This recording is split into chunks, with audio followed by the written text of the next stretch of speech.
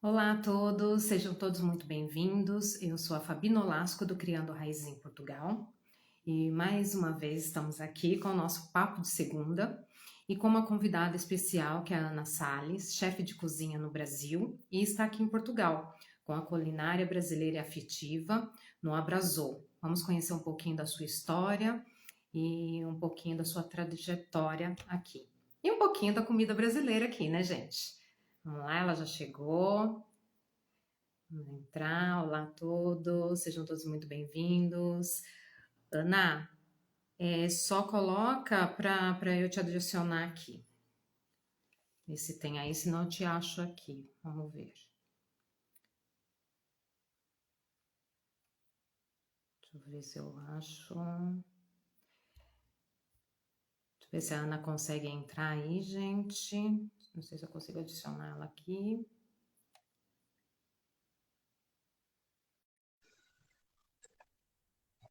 Aqui, a Ana, acho que já. Aqui. Vamos lá. Olá, Ana. Boa noite a Boa todos. noite. Tudo bem? Tudo bem contigo? Tirando o friozinho, essa chuvinha, tá tudo bem.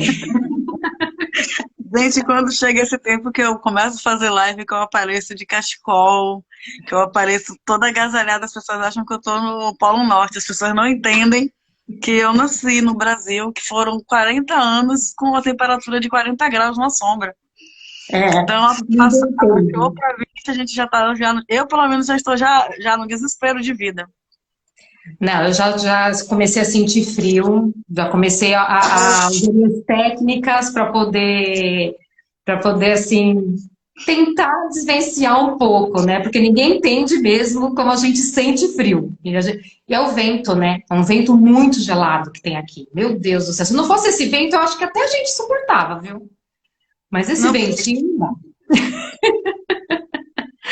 Ai, Ana, que bom ter você aqui. Eu que conheço a Ana de outros projetos, conheço a Ana assim um pouquinho do trabalho dela. Já fui visitar a cozinha dela também, já experimentei da comida dela também. E aí eu convidei ela para estar aqui no nosso papo de segunda, para contar um pouquinho dessa sua trajetória, de como que é a cozinha brasileira, né, aqui em Portugal. Porque, assim, nós brasileiros sentimos faltas da nossa comida, porém a comida de Portugal é maravilhosa. É maravilhosa. E também a gente quer aquele cantinho afetivo, né? Onde a gente tem as nossas lembranças. Ana, conta um pouquinho pra gente quem que é a Ana, por que que a Ana está aqui em Portugal, quanto tempo e a sua trajetória. Conta pra gente, Ana. Seja muito bem-vinda. obrigada. Boa noite a todos. Já vi aqui alguns seguidores. Eu quero mandar um beijinho para os que estão aqui me chamando, mas já passou a mensagem, agora eu já não consigo mais acompanhar. Bem, para quem não me conhece, eu sou Ana Salles.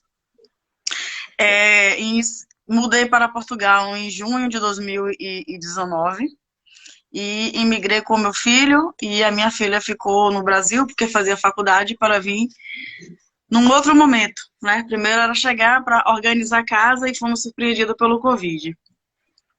Eu sempre fui apaixonada pela cozinha. E a cozinha não foi a minha primeira profissão. A minha primeira profissão foi na área jurídica, onde eu trabalhei durante 16 anos. E depois eu fiz uma migração de carreira dentro da própria empresa onde eu trabalhava. Saí do jurídico para a cozinha, para ficar à frente de um projeto que era de cozinha francesa dentro de um conceito de comfort food, em praça de alimentações. Nossa, É. E aí, na verdade, o meu desejo inicial não era estudar gastronomia no Brasil, era estudar em Portugal. Porque a base da culinária brasileira está em Portugal, né? Nós temos uma comercialidade parecida e hoje fazemos esse caminho inverso, né? De trazer na mala toda a nossa saudade, assim como os portugueses, quando foram para o Brasil, levaram toda a saudade e acabou adaptando para uma comercialidade utilizando os insumos, né? Hoje a gente já tem essa facilidade de ter os insumos, mas em tempos remotos não era algo possível. Hoje a gente já consegue matar a saudade porque a gente tem acesso aos insumos e aos produtos. E então eu decidi, né, eu trabalhei nesse grupo lá no Brasil, que é o Grupo Trigo, que é o grupo que tem as marcas Cone, Spoleto, Gourmet, Le Bon Ton. E essa migração que aconteceu dentro da empresa, chegou uma fase em que eu pedi para vir para Portugal para estudar gastronomia, para ser transferido, para ser indicada para uma das marcas em que eles eram franqueados master. Só que nesse processo eles disseram sim inicialmente, e no meio desse desenrolar, eles decidiram que não. Então eles decidiram pagar minha faculdade, investir no meu sonho, e ali me dar uma oportunidade de começar do zero uma marca. Então foi a partir daí que iniciou a minha trajetória dentro da gastronomia, né? Em meio à audiência, eu cortava a cebola, saía correndo para comprar insumo, para organizar, porque todas as receitas foram criadas por um chefe francês, do qual eu tenho uma grande admiração, uma grande inspiração, apesar dele não estar mais aqui, ele não está mais entre a gente, porque infelizmente ele faleceu. E nesse processo todo, pronto, o Brasil passou por um momento um tanto delicado, e eu decidi que, para mim, eu não teria maturidade para viver aquele momento no Brasil. Então, eu vi que ali era o momento certo de sair, né? De fazer o meu sonho acontecer. Porque a primeira decisão foi sair, de fato, da área trabalhista, onde eu atuava. E aí foi quando veio essa reforma trabalhista. E para mim foi algo que foi benéfico, porque com a reforma trabalhista, muitos processos deixaram de acontecer. Por conta do Covid também, a Justiça do Trabalho aí está passando por uma fase um tanto quanto complicada. Então eu digo que eu tomei decisões sérias, mas na hora certa, né? Porque eu fiz uma migração de carreira no momento em que em que houve uma reforma trabalhista e que mudou toda a estrutura. E depois foi quando eu decidi sair do Brasil por conta de todo o cenário que já era previsto, né? E vim para Portugal. Quando eu ainda estava no Brasil, eu já tinha uma indicação para assumir um restaurante aqui, que era de cozinha asiática. E eu fiquei 45 dias, na verdade eu cheguei em Lisboa, fiz uma viagem, Você chegou em Lisboa, você ficou em Lisboa, né? Que eu lembro que você fazia alguma... Fiquei em Lisboa, e aí eu fiz uma viagem, passei um período na Itália, depois eu fui para a Espanha e retornei para Lisboa. Quando eu retornei, essa proposta inicial de assumir um restaurante ainda estava na banheira, ainda estava em processo de negociação. Então eu assumi outro desafio, que foi trabalhar numa cozinha da Madeira, da Ilha da Madeira, que eu me apaixonei pela culinária. E paralelo a isso também surgiu uma oportunidade de trabalhar numa cozinha da Ilha dos Açores. Mas eu fiquei pouco tempo, eu fiquei mais tempo na cozinha da Madeira. E aí, com todo esse movimento, aí me chamaram para vir para o Porto, para assumir um restaurante asiático. Então aí eu mudei para o Porto e comecei toda a minha trajetória numa cozinha asiática. Para mim foi bom, porque primeiro que o imigrante, quando chega, ele não tem oportunidade dentro da sua área e numa posição que você já assumia no seu país, né? E foi uma fase, assim, foi uma fase complicada, porque tudo para mim era novo. Então, assim, eram duas culturas ali que eu precisava administrar para eu conviver e para eu conseguir fazer gestão, porque a cozinha era composta de asiáticos. E o universo asiático é uma cultura completamente diferente da nossa, do Ocidente. Então, assim, tem todo um sistema da sociedade que você não consegue desconstruir. E como seria lidar com aquilo tudo, né?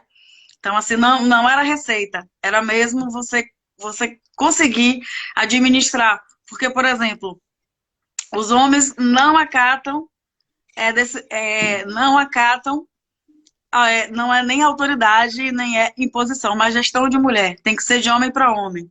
Não pode ser ninguém mais novo do que ele, tem que ser alguém mais velho. E as mulheres vão pelo mesmo caminho. Elas obedecem o comando de homem, mas não obedecem o comando de mulher.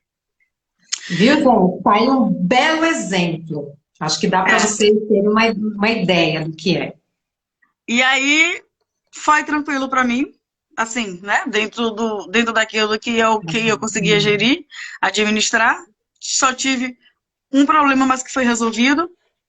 E aí veio o Covid, que foi uma fase detox da vida, né? Eu acho que foi um momento que a gente esteve muito próximo da morte, que é algo que a gente não consegue lidar, que é algo que a gente não consegue administrar.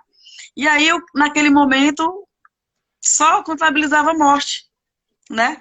100 mil aqui, 10 mil ali, 20 mil ali, e ninguém sabia quem ia viver, quem ia morrer, né? Então, assim, a gente ia para o mercado, contava 14 dias, porque não sabia se o vírus ia ou não se manifestar. Então, a gente viveu isso durante 60 dias, e depois disso a gente entrou numa nova fase, e a gente foi se adaptando e a gente foi conseguindo conviver.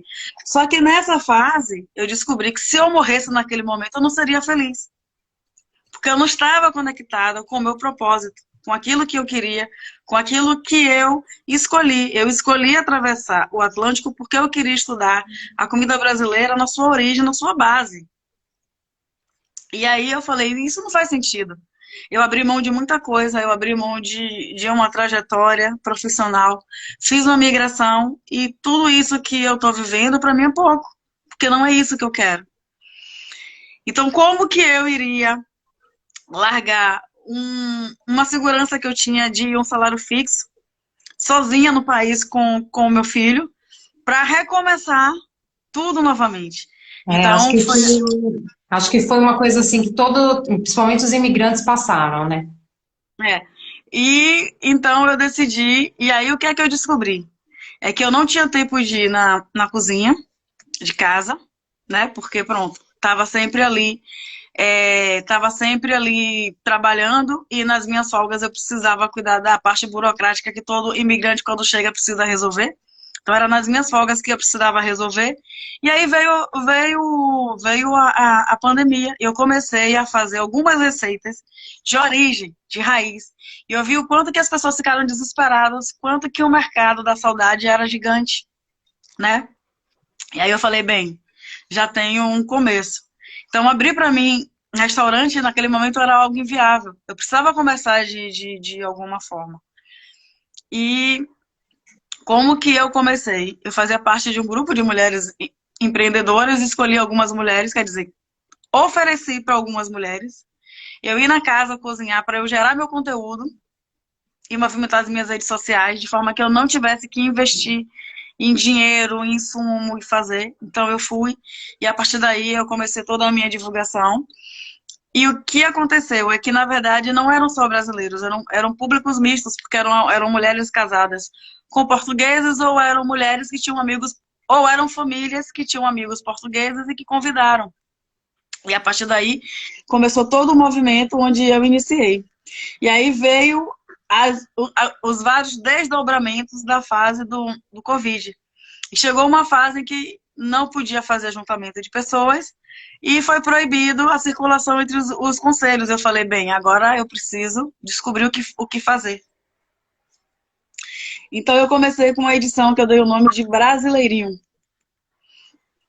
que era fazer a comida tradicional aos sábados e aos domingos fazer sempre um clássico. E aí eu comecei a fazer um feijão tropeiro com uma barriga com uma panceta, a pururuca. E no domingo eu fiz um medalhão com arroz à piamontese. E na semana seguinte eu fui para a Bahia. Só que eu fui dragada por uma onda que eu não esperava. Porque tiveram muitos pedidos de acarajé e eu tive que fazer uma fila de espera. Então eu descobri que eu, na verdade, tinha dois nichos. Eu tinha dois nichos de clientes. Eu tinha duas pessoas ali para eu atender. E aí foi quando surgiu essa oportunidade de ter o Abrasor, que é um espaço que ia estar recebendo as pessoas para pronto, para ter acesso a uma comida de saudade, né? Da saudade, porque hoje lá eu percebo assim que tudo aquilo que eu me predispus a fazer e que eu acreditei, ele vem do cliente sem que eu diga. Ele descreve as suas experiências e as suas sensações. Eu acho que isso é algo muito gratificante quando alguém tem a percepção e descreve tudo aquilo que você sente, né? Toda a emoção que você leva para a comida, porque a cozinha afetiva, né? É a cozinha que traz o sentimento do cozinheiro, né? As pessoas, você fala, você é chefe? Eu falei, não, eu sou cozinheira, porque chefe é vaidoso, cozinheiro não. O cozinheiro vai para a cozinha e põe amor. Ele quer que as pessoas saiam encantadas com a comida, pelo sabor. E ele quer resgatar alguma memória da pessoa.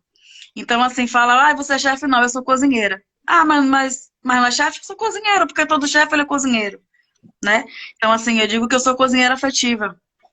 E pronto, e as pessoas vão fazer. Olha, eu não quero nem te interromper, mas você acabou de ganhar mais um pouco minha admiração, porque assim a sua história é muito emocionante, é uma história que é de superação, que é de uma pessoa que não desistiu no tempo de crise, que foi lá, que viu acontecer, teve visão do futuro, do que era, o que você queria, e viu que o que os clientes te solicitavam. Então, assim, você conseguiu ter superação em cada porta fechada que você teve. Então, assim, eu não quero nem te interromper, continua, porque eu tô ficando emocionada. Eu me emociono muito, assim.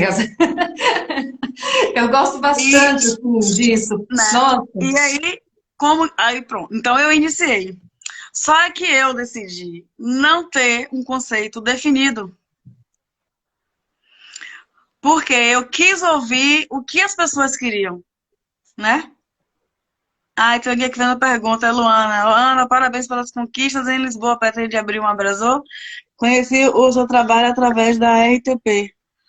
Olha, não sei ainda quando que eu chego em Lisboa, mas vamos ver no Vai ser futuro. logo, vai ser logo, vai ser logo, gente. Do jeito que ela tá, que ela já tá percorrendo aí, já foi em televisão, já fez comida para artista. Então, assim, gente, logo, logo ela vai. O abrasor vai virar assim, cada cidade vai ter um. Olha aí, hein? Não sei. E aí, pronto. E aí veio essa necessidade, essa oportunidade que eu abracei de abrir o Abrasor, né? E ali fazer um espaço mesmo de cantinho da saudade. Só que eu abri sem um conceito definido.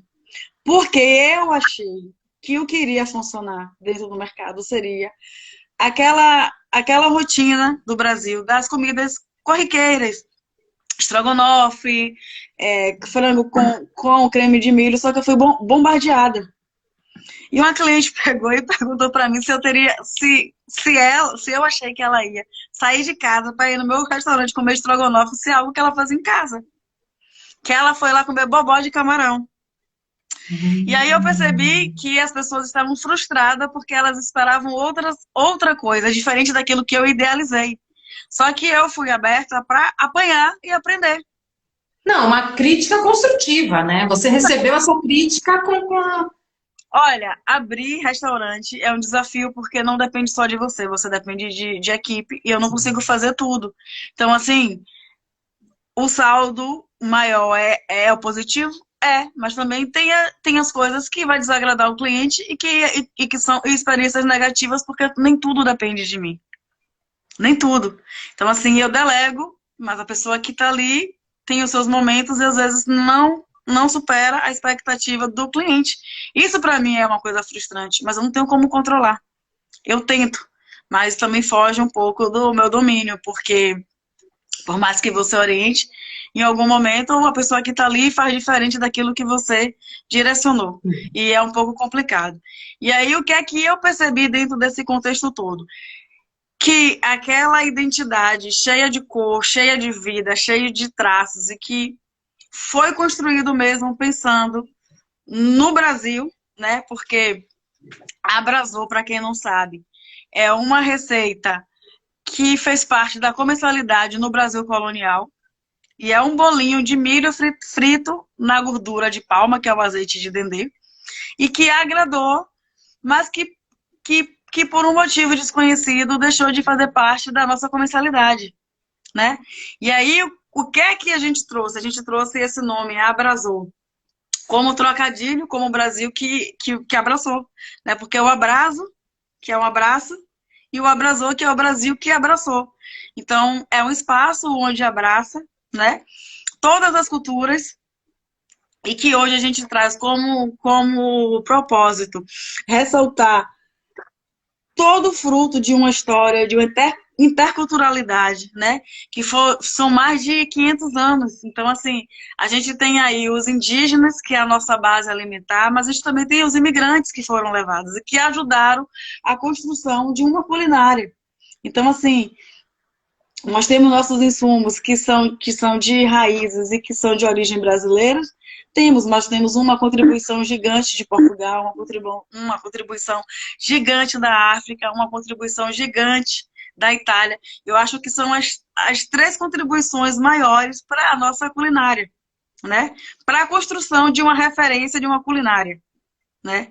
E pronto, o Brasil é grande e cada estado tem a sua particularidade. Quem está no sul desconhece a comida do norte, quem está no norte desconhece a comida do sul, porque não existe uma circulação. E as pessoas também desconhecem um pouco da sua história, né? Porque a comida, ela é a história de um povo, né? Ela vai transportar a história e a cultura. Então, quando a gente fala de uma comida brasileira, sim, nós temos o peixe, mas nós temos o peixe assado, né? Porque o índio tinha o fogo, ele não tinha o guisado, ele não tinha um caldo, foi levado pelos portugueses, né? E então eu descobri que nessa troca de conhecimento, de aprendizado e de ajuste, o que existia ali, na verdade, era um público brasileiro com saudade das comidas de raiz e não das comidas que são influências do mundo inteiro, que não tem uma referência brasileira, de origem brasileira como base. E descobri que os portugueses se encantavam cada vez que eu ia à mesa e contavam a origem daquele prato. E a contribuição efetiva de Portugal para a criação daquilo. E aí startou em mim, eu falei, bem, todos os restaurantes que trazem a comida brasileira, trazem o Brasil de forma isolada, né? Traz o Brasil de uma forma isolada. Então, assim, vamos enfatizar todas as contribuições imigratórias que nós tivemos e agradecer. E teve um português que se emocionou, não era idoso, né? Era jovem. E ele se emocionou quando eu não lembro agora, eu acho que ele pediu um baião de dois e a esposa pediu uma moqueca e eles trocaram. E aí ele me perguntou e eu fui contar pra ele a história. E ele pegou e falou. E ele se emocionou mesmo, chorou e falou que para ele aquilo era algo grandioso e gratificante ver o movimento de uma forma positiva e não de uma forma negativa. Porque todas as vezes que alguém falava de Portugal, ressaltava a questão da colonização, mas de uma forma negativa e não de uma forma positiva. E que aquilo tinha tocado na alma dele. E que ele estava muito feliz em ouvir a história de uma contribuição positiva, né? Contado através de uma comida. E aí ele falou, hoje eu saio daqui com a alma alimentada. Eu acho que isso pronto, é uma coisa bacana, né?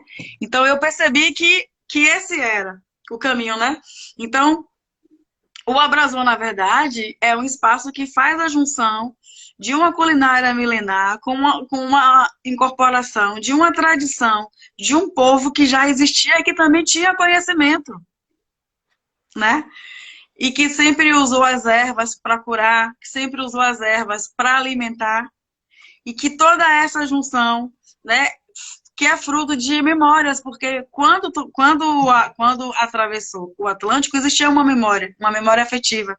E é justamente isso hoje que a gente tem, né? A gente tem uma memória afetiva, a gente tem uma saudade. Então, quando a gente come, a gente se transporta. Então, é essa troca e essa contribuição significativa que o Abraçou vai ressaltar, e a gente pretende trabalhar isso numa linha do tempo, né? Assim, não tenho feito divulgação nas redes sociais, e as pessoas perguntam, eu não tenho pressa, eu não preciso correr. Eu não O tenho boca a pressa. boca faz jus, né? Por exemplo, a gente, sábados, é dia que a gente já não consegue mais atender as pessoas. Porque tem fila de espera, tem reserva, não tem lugar. Sexta-noite, sábado, são dias que a casa tá sempre cheia. Então, assim, quem quer, quem quer levar uma experiência de afeto, é lógico que a gente precisa do dinheiro, né? Eu faço dinheiro, mas o dinheiro não me faz. Então, eu não estou preocupada se eu não movimento uma rede social. Eu não sou escrava de nenhum sistema, eu sou livre.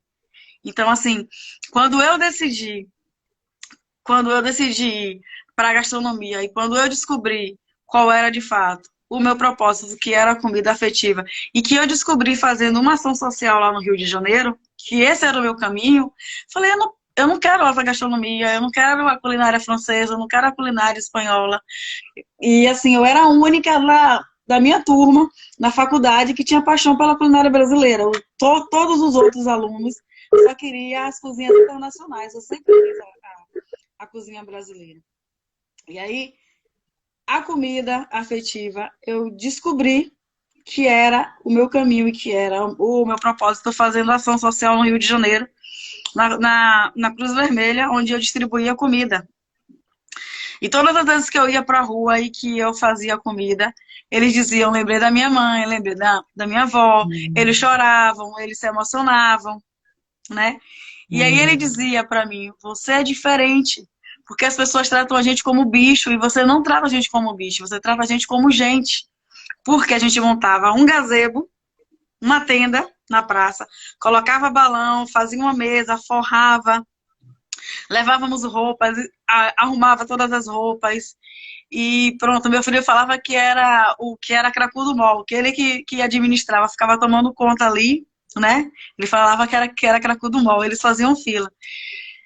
E ali eu descobri que o meu propósito era aquele, era resgatar esse sentimento, né? Era ativar tudo isso de uma forma positiva. Só que assim, eu, eu fui, eu fui observando os movimentos da vida e fui acompanhando a onda, né? Porque às vezes a gente não está atento aos sinais da vida. E a gente precisa tá atento. Tem hora de correr, tem hora de andar, tem hora de parar, tem hora de tudo. E nesse momento que eu ainda estou engateando, eu quero entender. Eu quero entender porque as pessoas têm uma expectativa. Eu vou superar todas? Não. Mas dentro daquilo que eu escolhi fazer, eu quero fazer da melhor forma, mesmo sabendo que eu posso desagradar, mas eu sei que eu dei o meu melhor, né? E pronto, a gente aprende a todo tempo. Foi uma experiência boa, que foi a partir daí que eu descobri qual era, onde eu tinha que estar e o que eu tinha que fazer, né? E eu aprendi muito com eles, porque apesar da gente ter acesso a tudo, né? E pronto, eu já ouvi assim, mas você fica alimentando o bandido. Eu falei, eu não sou o Estado, eu não tenho que fazer o papel do Estado. Eu tenho que fazer o papel de uma cidadã que está vendo uma pessoa passar fome.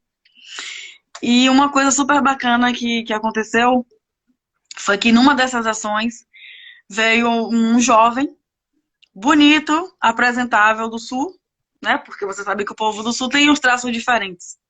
E ele era loiro, dos olhos azuis, muito bonito, e perguntou o que a gente ia fazer. Porque ele viu ali aquele...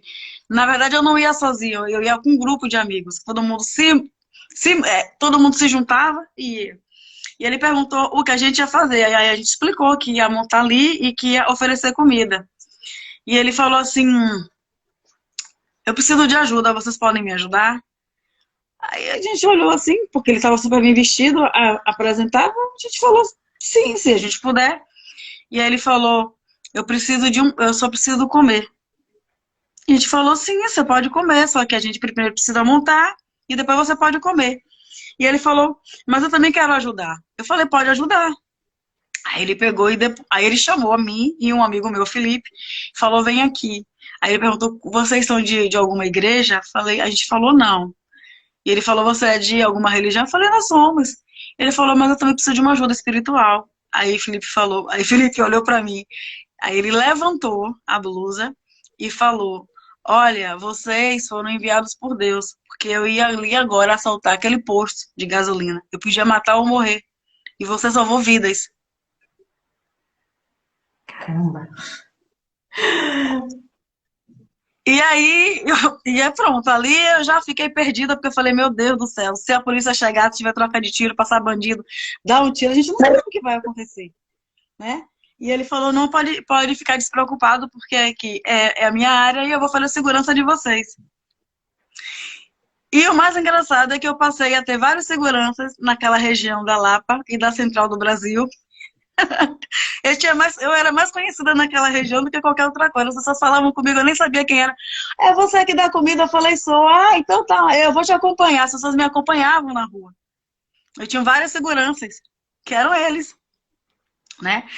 E assim, a comida tem esse Forma como a poder. gente vê o outro, né, Ana? Né? E, Faz a diferença toda, né? e a comida tem. Aí eu descobri o poder da comida, né? De alimentar a alma, de trazer todo esse sentimento. Tudo isso e para mim foi sempre muito gratificante. E tô feliz agora porque tô nesse processo do Abraçou, nessa construção. Porque eu digo, não tem nada definido.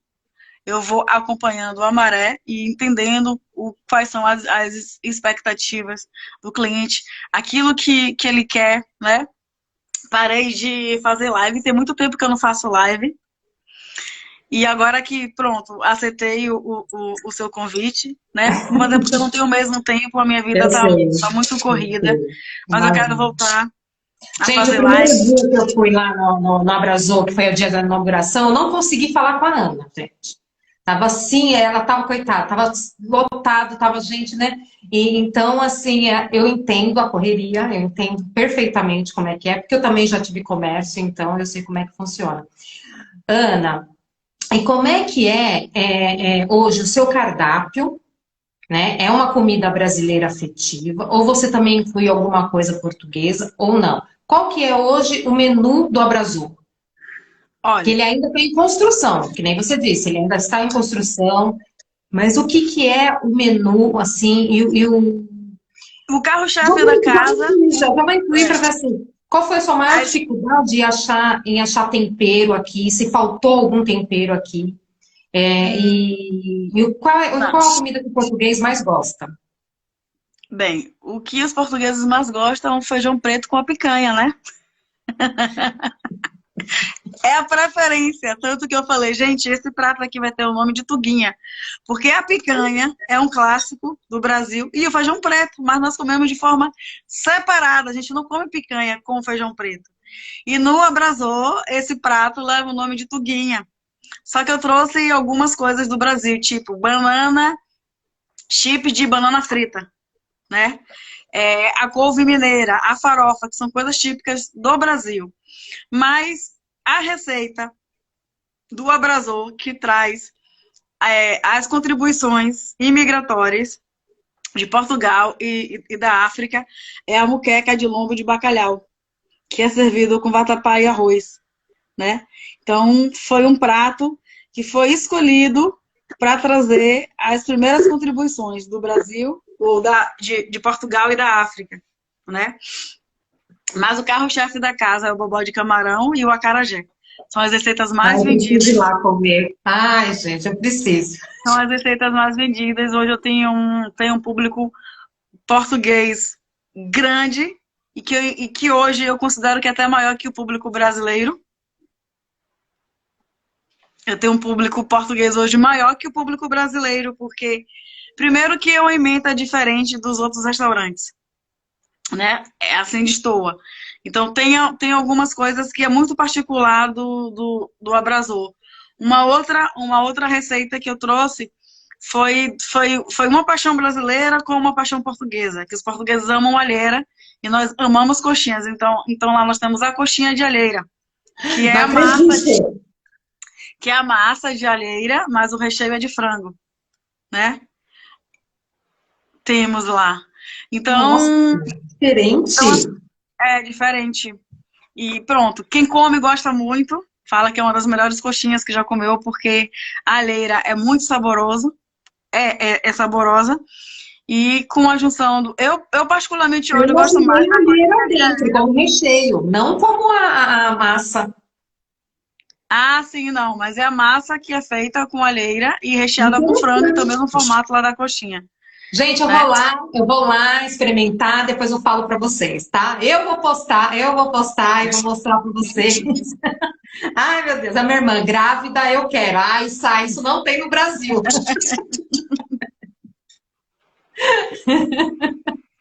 Ai, que delícia, gente. Eu jamais imaginar. É um diferencial. A gente tenta trazer esse diferencial, tenta fazer essa cozinha de fusão, tenta trabalhar e ver de que forma que as coisas vão ser aceitas, né? Porque às vezes você pensa algo, mas o que você não pensou é o que é aceito, né? E pronto, e você nunca sabe de tudo, você tem que estar aberto, né? E é isso, então, assim, são essas atitudes que eu considero positivas, que vai ajudando nesse aspecto, nessa criação, né? São os laços afetivos que a gente vai criando com os clientes que se tornam amigos, né? Então, assim, é um contágio emocional pela positividade. Só que essa positividade vem através de uma receita, né?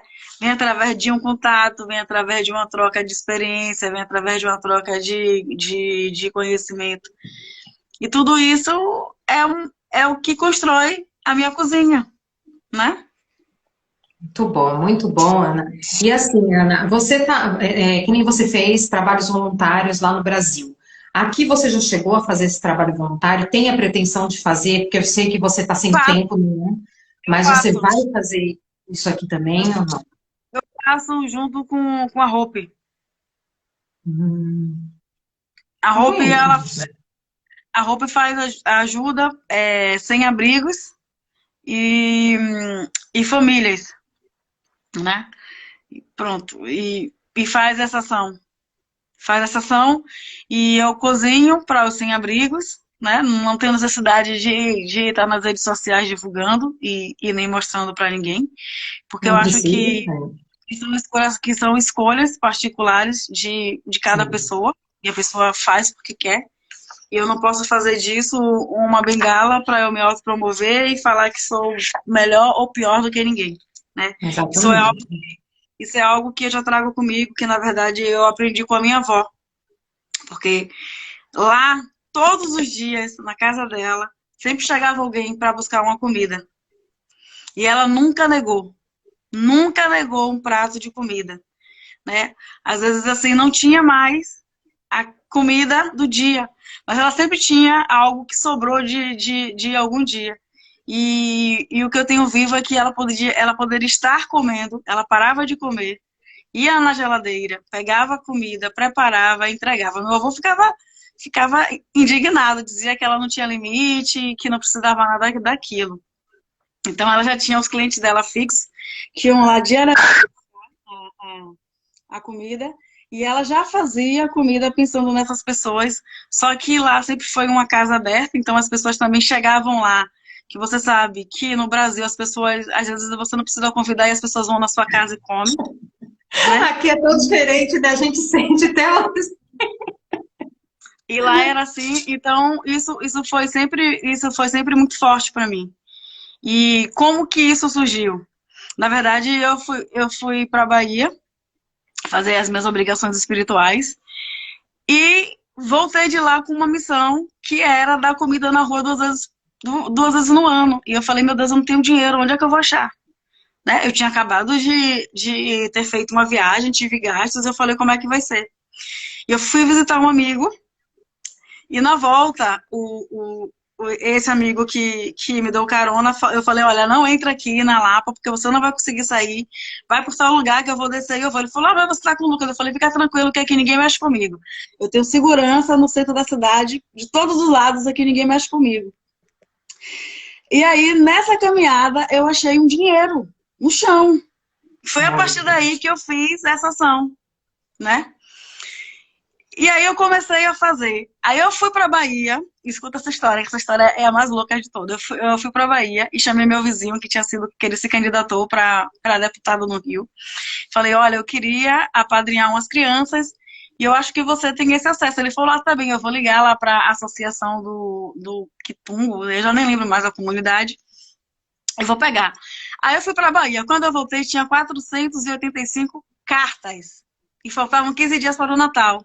Eu me desesperei, eu falei pra ele, criatura, eram 30, você tem 485, como que a gente vai conseguir? Aí eu falei, bem, eu vou ter que achar uma solução. Fiz um grupo, pedi ajuda para os meus amigos, pedi ajuda para as pessoas que moravam fora do Brasil, que qualquer dinheiro que mandasse era triplicado, duplicado, era 5 vezes mais, 6 vezes mais, 7 vezes mais.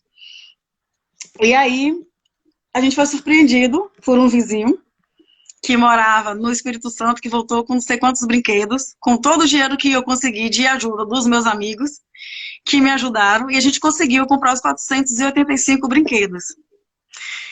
Fomos fazer a distribuição. Quando chegou lá, a gente ficou frustrado, porque ia ter uma ação policial, e as pessoas não poderiam descer da comunidade para receber os presentes.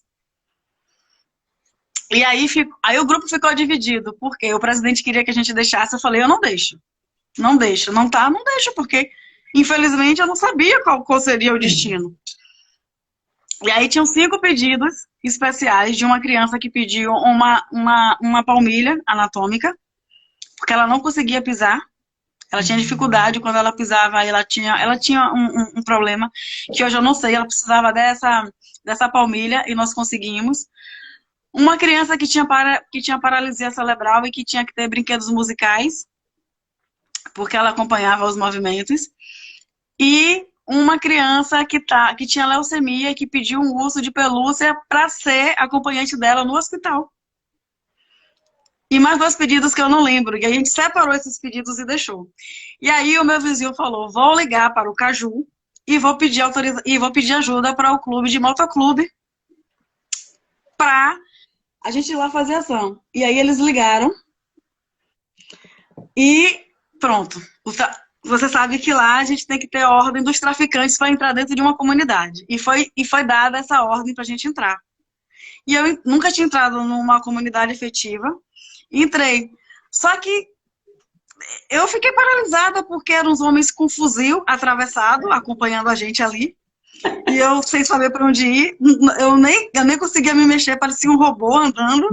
E eu falei, gente, eu vou embora. E aí eles levaram a gente no último lugar de distribuição, que aquilo me destruiu. Eu levei 20 dias para eu me recompor e aceitar aquela situação.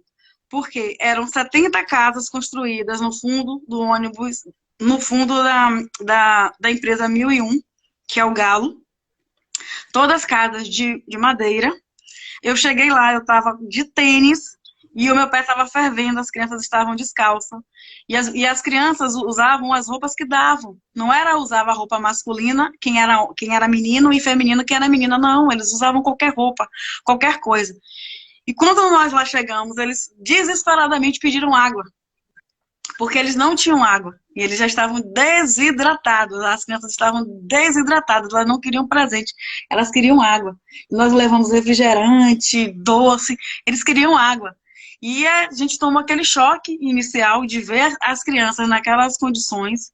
Só tinha um banheiro beirando um córrego de um rio, que era depósito de esgoto. Um odor indescritível, uma coisa assim horrorosa. E as crianças ali, sabe? E aquilo me chocou, porque a Avenida Brasil passam ali milhares de pessoas todos os dias, e a gente não tem noção daquela realidade de criança sem registro, de criança sem uma referência, sem frequentar uma escola.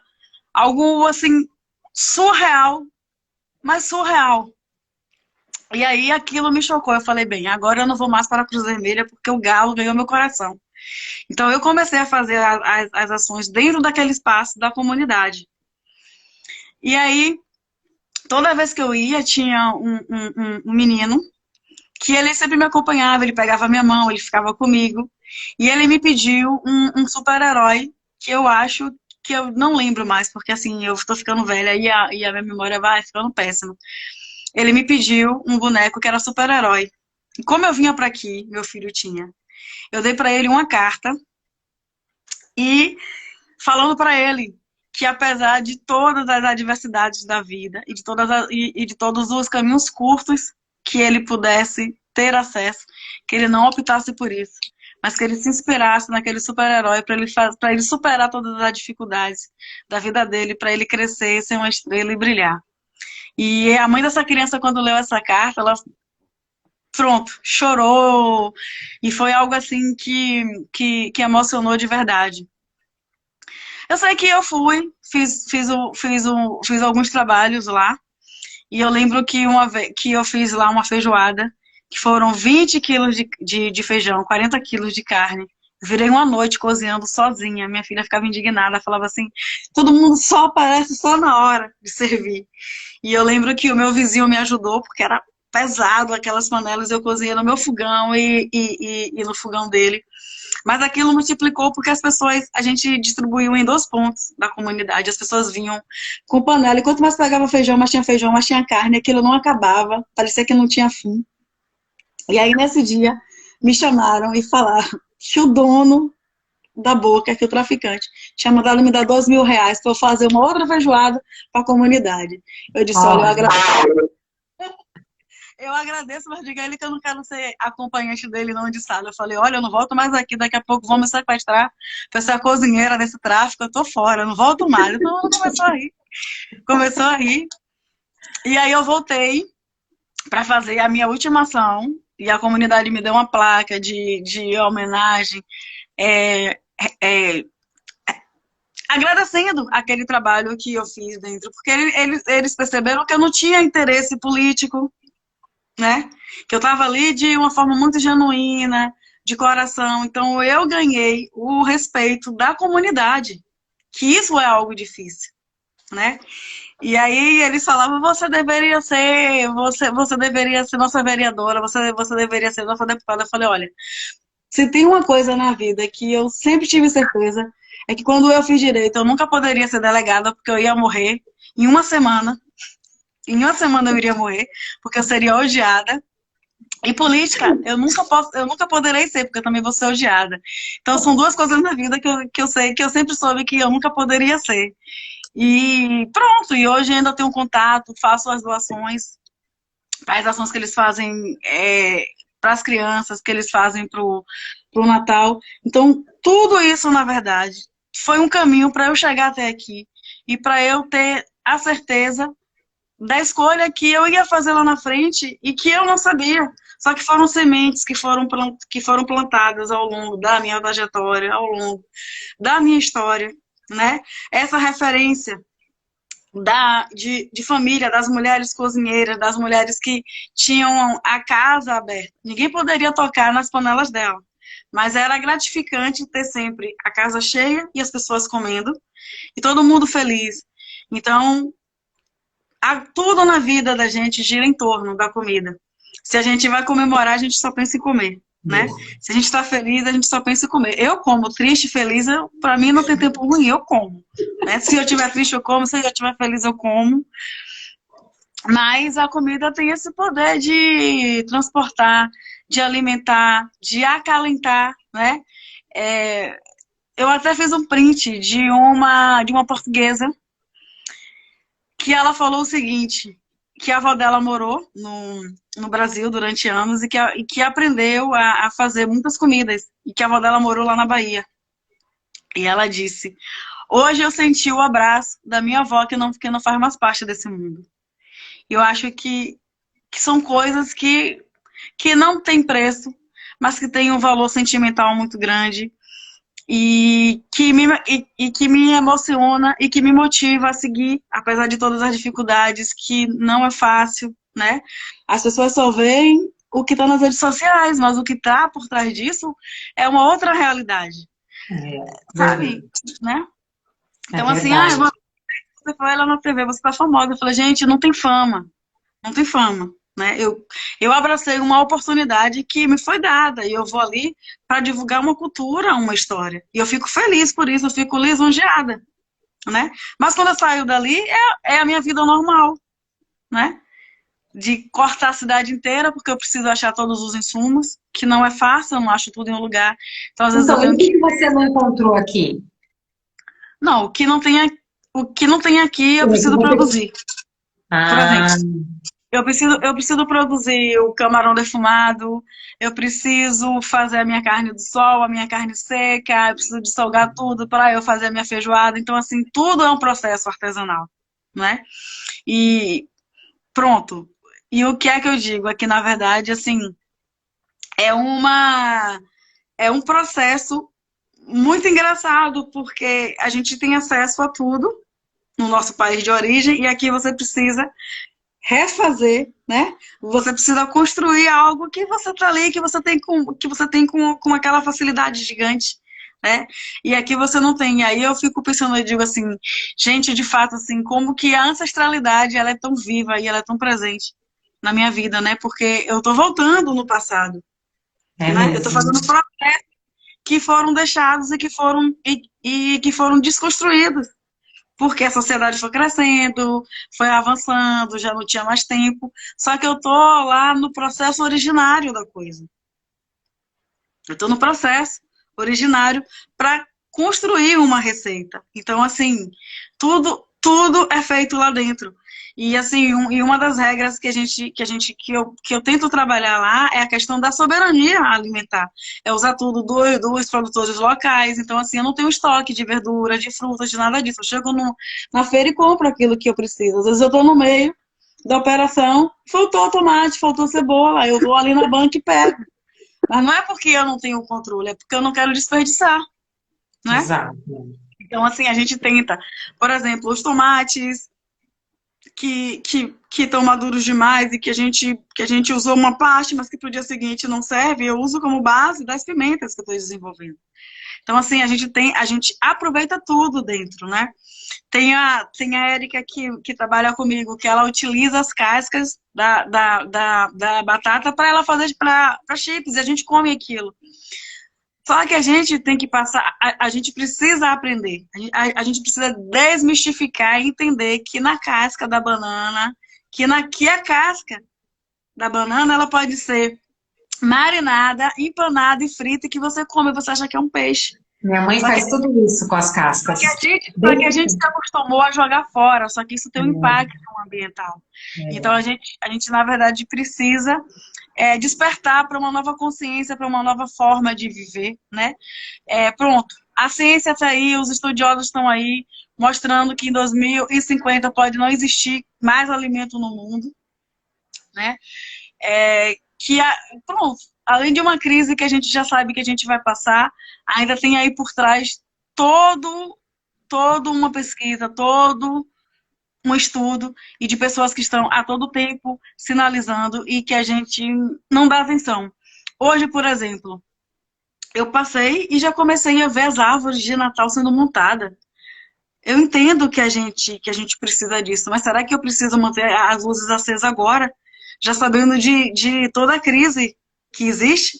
As pessoas precisam se conscientizar, né? A magia do Natal pode ser curta, a gente já consegue, a gente já aprendeu a conviver com pouco. O Covid ensinou isso pra gente. A gente consegue viver com pouco, né? A gente já aprendeu. A gente aprendeu a viver de uma nova forma. Algumas pessoas passaram pelo portal, evoluíram, outras pessoas regrediram de uma forma que a gente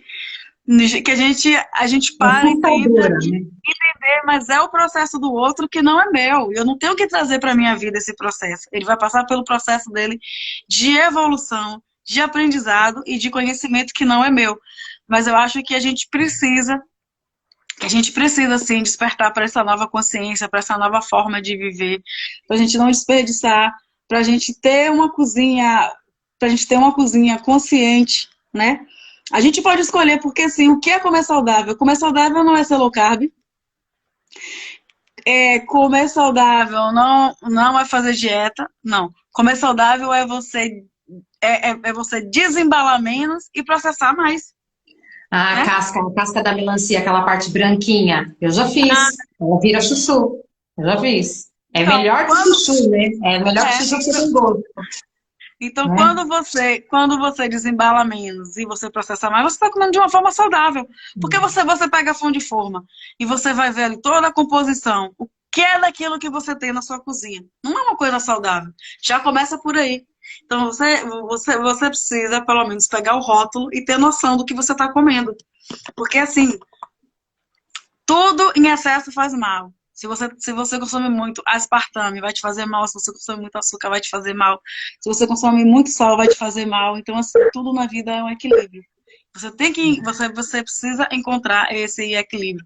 E comida é saúde pública, porque traz a vida, mas também traz a morte, né?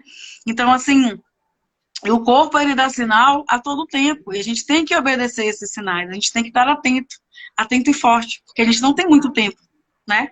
Então, todos os dias eu digo que a vida é sempre o zero, porque você tem mais um e menos um. Porque você viveu mais um dia, mas você também tem menos um dia de vida. E a gente não sabe o que vai acontecer. Então, eu acho que é isso, né? A gente tá sempre atento aos sinais, aos nossos propósitos e tudo aquilo que a gente escolher para fazer, que a gente faça com amor e que a gente faça da melhor forma.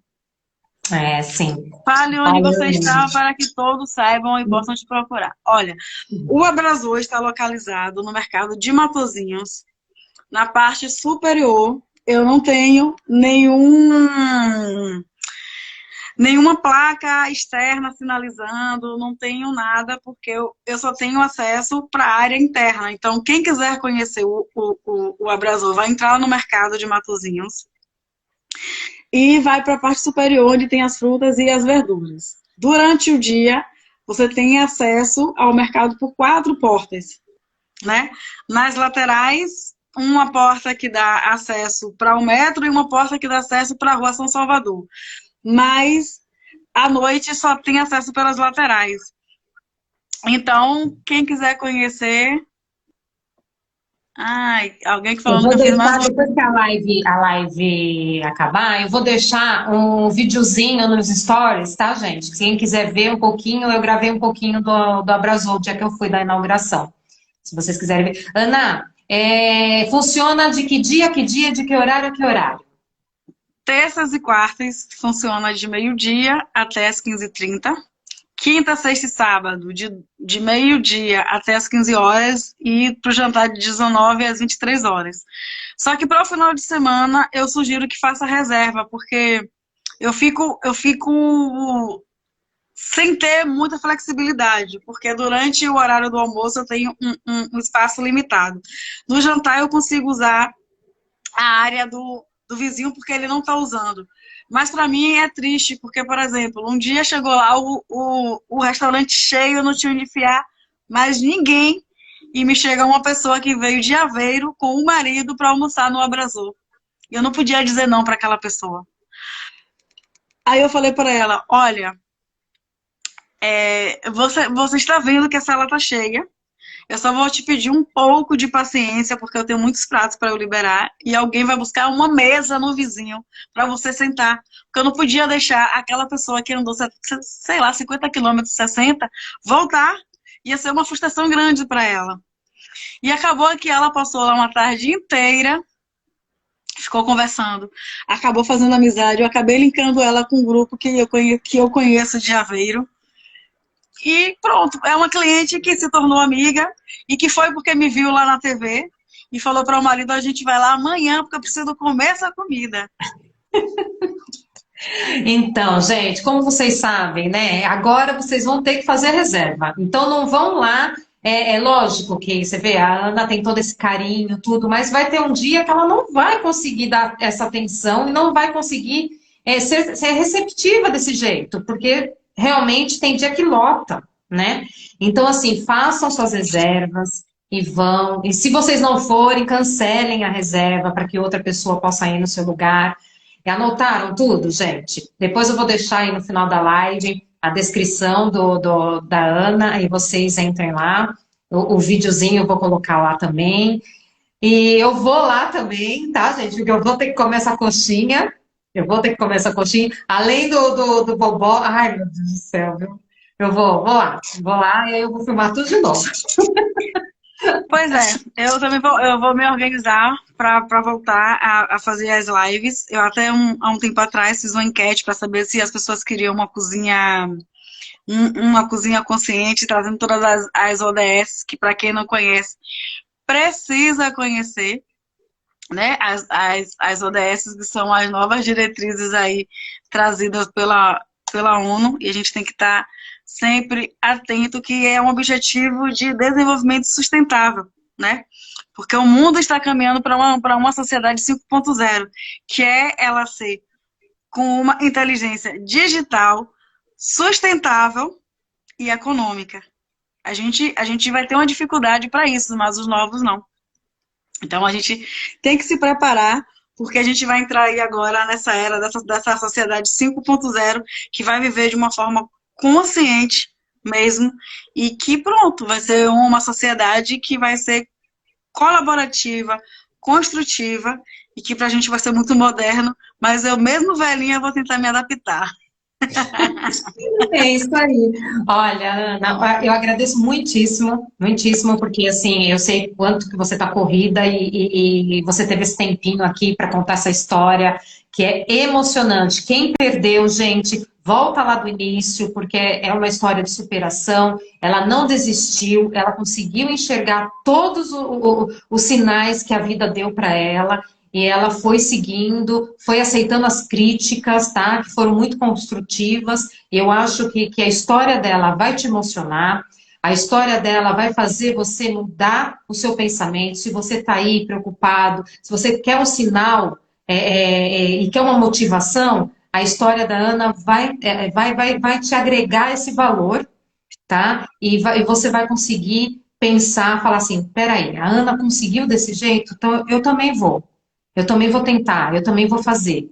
Né? Não é tentar, eu vou conseguir. E é isso que você vai conseguir. Ana, olha, sem palavras mesmo, obrigada, foi assim, enriquecedora o nosso bate-papo aqui. Eu acho que esse papo de segunda foi realmente para poder criar assim, uma luz no fim do túnel para quem realmente está parado e falando assim, o que que eu faço? É, eu acho assim que a gente até pode inspirar pessoas contando nossa história. Só que cada um sabe onde dói o seu calo. Então eu acho que você tem que saber, né, o que é Uhum, pra você. E o que for pra você, você. exatamente. E o que for pra você, você veste, segura, controla, né?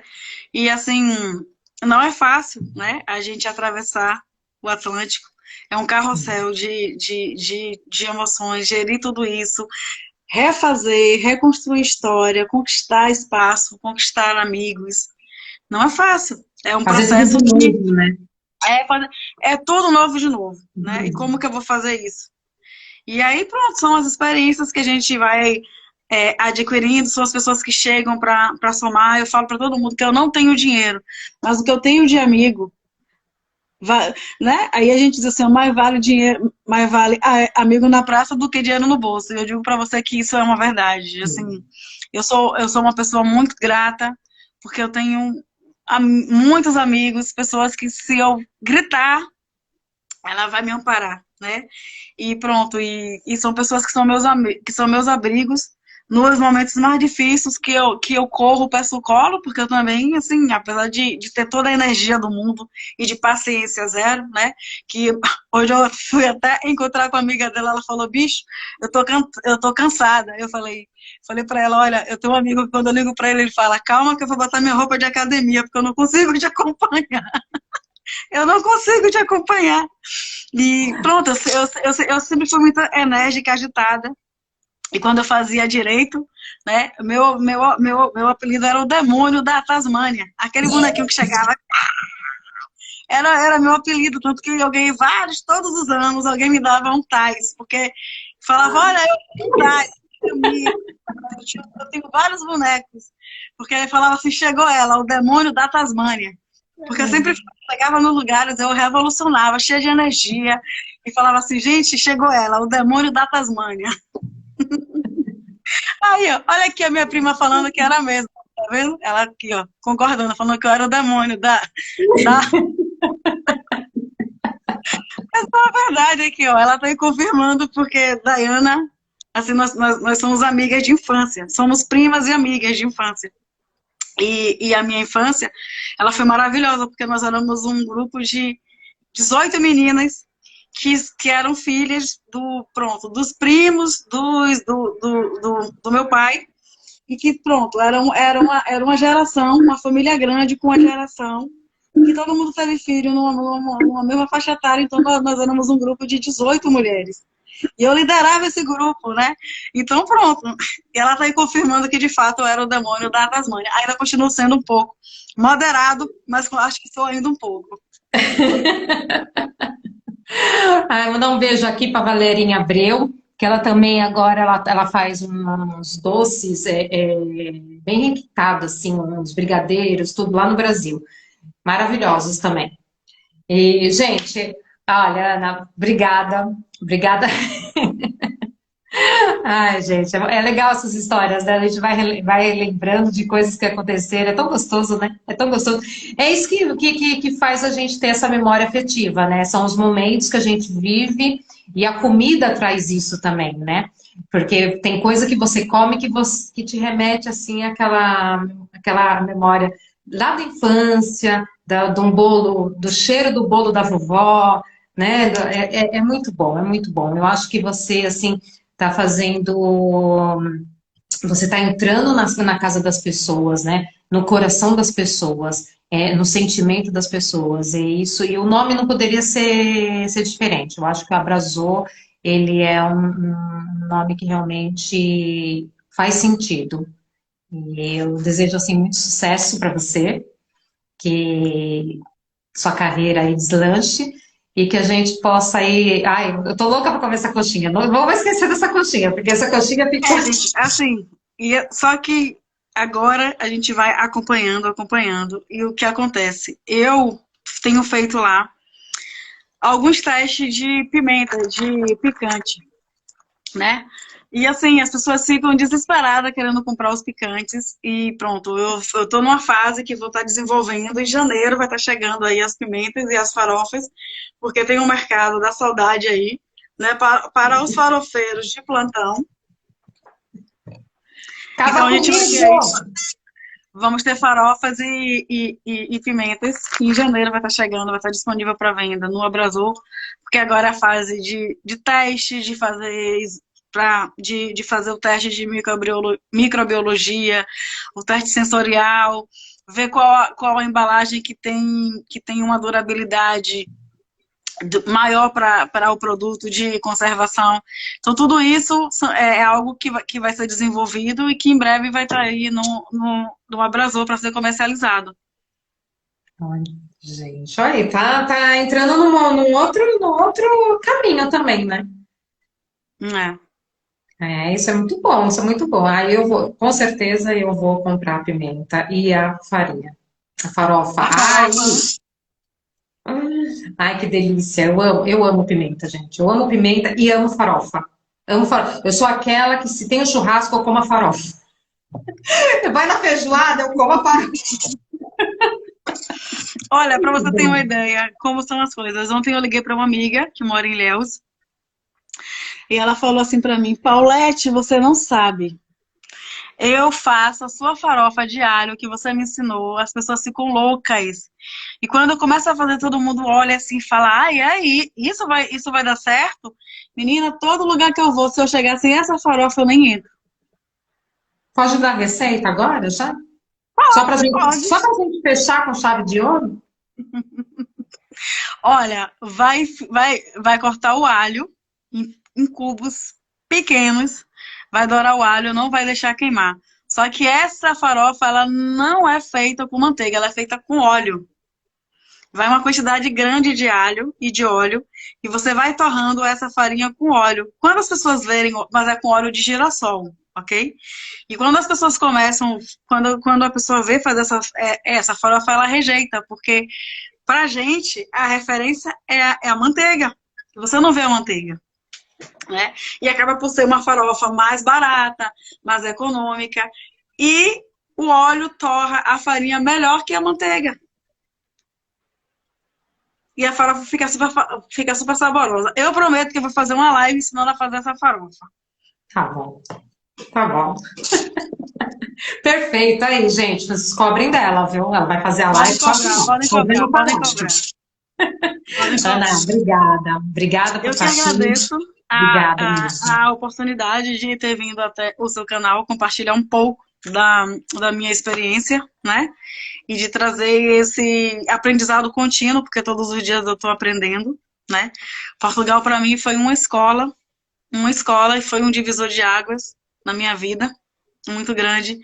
Eu tenho muita gratidão, né, a Portugal, aos portugueses, e assim como todos os lugares do mundo, existem pessoas que não são ok e tá tudo certo. É ela e é dela, não é comigo. Eu vou me defender dentro daquilo que eu acho que eu preciso, não tenha dúvidas. Mas eu tenho uma gratidão por ter sido tão bem acolhida, tão bem recebida, por toda oportunidade que me foi dada. E fico feliz porque assim, eu tenho os meus clientes que não são pontuais, que são habituais e que eu tenho abertura de estar na casa dele, de participar, né, da vida dele, da história dele, porque você está dentro do ambiente dele. Então, por mais que você não queira, em algum momento você participa de alguma intimidade da família. E pronto, o que eu vou, e o que eu escuto ou deixo de escutar, não me interessa. Eu tô ali para cozinhar e para levar uma experiência. E pronto. Sou feliz porque eu conquistei vários corações de várias famílias. Eu me sinto parte dela. Sou bem recebida. Sabe, assim, eu sou mesmo bem recebida. E eles sou bem recebida, eu sou bem acolhida. Eu sinto esse carinho de uma forma recíproca. Chega Natal, eles me convidam para ir tomar café, eles me levam presente, né? Esse carinho genuíno, né? É Então, muito assim, bom. são pessoas que têm zero referência da minha vida, que têm zero referência, né? Aqui você deleta toda a sua história. E você recomeça. Então, assim, eu acho que eu sou uma pessoa tão espontânea e tão transparente, que as pessoas conseguem captar, né? Que até às vezes, assim, quando eu falo alguma asneira, como dizem os portugueses, eles conseguem entender que é o meu jeito de ser, que eu não tô ali para afrontar ninguém, porque eu falo até brincando, né? Alguns falam que eu sou muito marota, que eu sou muito brincalhona, mas eu sou mesmo brincalhona. Então, eu acho que essa coisa de levar alegria e de brincar e de compartilhar é algo também que acabou cativando e pronto, e que eu fui criando laços e que até hoje me manda mensagem para saber como eu tô, se eu preciso de alguma coisa.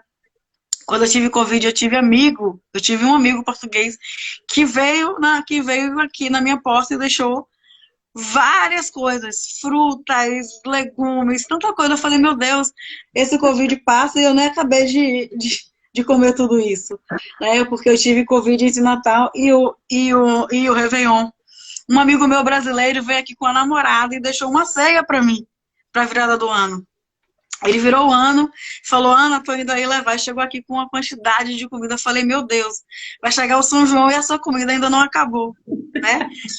E essa comida ainda não acabou. Então, são todos esses gestos de carinho, né? E pronto. As pessoas falam assim, ah, mas você não tem que esperar nada do outro, ok. Só que gentileza gera gentileza, gratidão gera gratidão, né? Que você manda e que você recebe, isso só aumenta, isso só acrescenta, isso só fortalece, né? E isso torna a gente feliz. E eu até compartilhei uma experiência que eu fiz na quinta, de um chefe em casa, que eu chorei. Mas não chorei na frente do cliente. Porque era um grupo de 10 homens que, pronto, que tem uma forma diferente, que não tem uma acessibilidade exacerbada como uma mulher, que não externa o sentimento, não tem essa necessidade que a gente tem, né? Porque nós temos o nosso instinto materno tão aflorado que a gente quer dar colo para todo mundo. Quando a mulher é mãe, ela quer dar colo. Não, não importa quem é. Ela quer acolher, ela quer abrigar, ela quer fazer pelo outro. E aí, foi justamente um grupo de homens que tinham uns 70 e poucos anos, eram idosos, mas que se conheceram na faculdade e que há 50 anos eles se reúnem uma vez por ano, em cada país, escolhem uma cidade, e e ali, só que pronto, eu não falo inglês, e eles falam inglês, mas as meninas que vão trabalhar comigo. E aí eles começaram a tirar fotos antigas, cartazes de filmes de não sei quantos anos. E eles ali tiravam, eles começavam a lembrar daquilo, eles começavam a rir, sabe? E aí eles ficaram todos felizes, e depois eles levantaram, todos eles me abraçaram e falaram que a comida estava maravilhosa, que foi a melhor experiência que ele teve em Portugal, que ele não esperava aquilo, que ele não esperava que fosse tão bom, que superou as expectativas dele, deu uma gorjeta super boa pra gente, e falou que aquela comida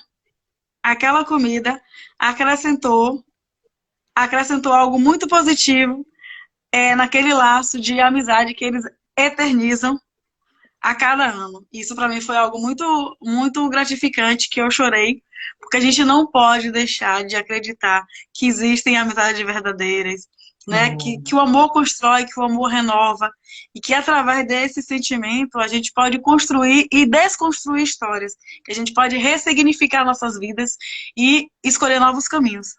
Né? E para mim, assim, foi algo que eu cheguei em casa chorando, eu acordei chorando, porque foi algo assim que me marcou muito. Eu acho que foi a maior experiência que eu tive de todo o serviço que eu fiz de chefe em casa.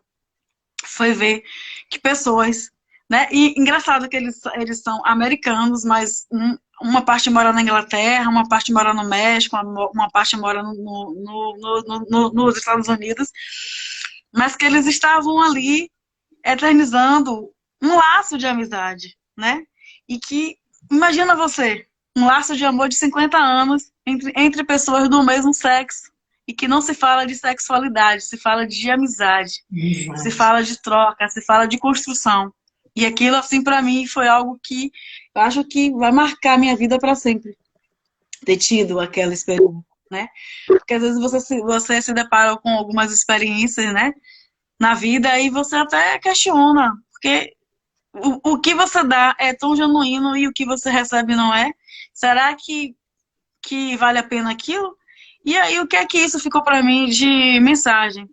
Que perde quem não sabe receber. Porque quem sabe dar vai estar sempre ganhando, porque a vida vai estar sempre retribuindo. Pode não vir da forma como a gente espera, mas está sempre vindo de uma outra forma. E ver pessoas, né, com aquela idade que, pronto, é um sacrifício viajar horas, né? Estar ali reunidos, porque acredita no outro, porque tem amor pelo outro, porque tem carinho, é algo assim que nunca vou conseguir descrever aquela experiência e aquela sensação.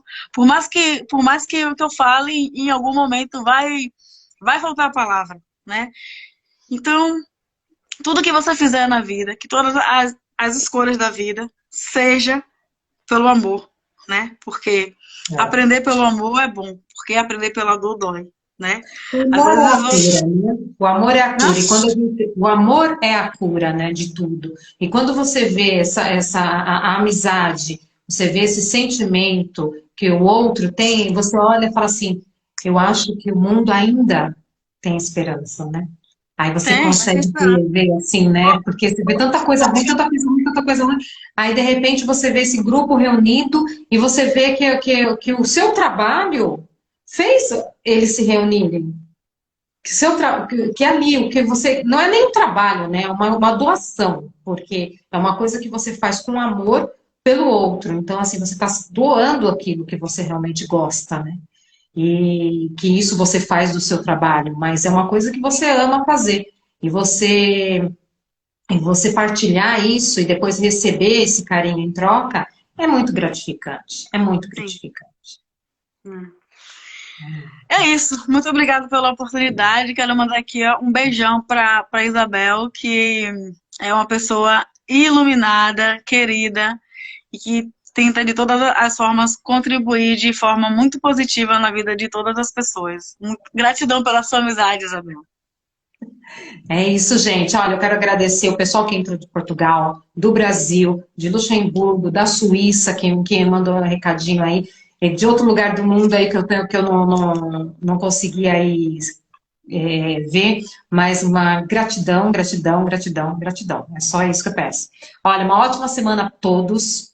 E até segunda-feira com o nosso papo de segunda, que segunda-feira vai ter cidadania portuguesa, como tirar seus documentos, enfim. Aguardem, aguardem que o nosso papo de segunda da próxima semana também vai ser top. Ana, um beijo grande. Obrigada, um beijo e até Obrigada, uma próxima oportunidade. Se obrigada, cuida. Fica com obrigada, obrigada, gente. Beijo.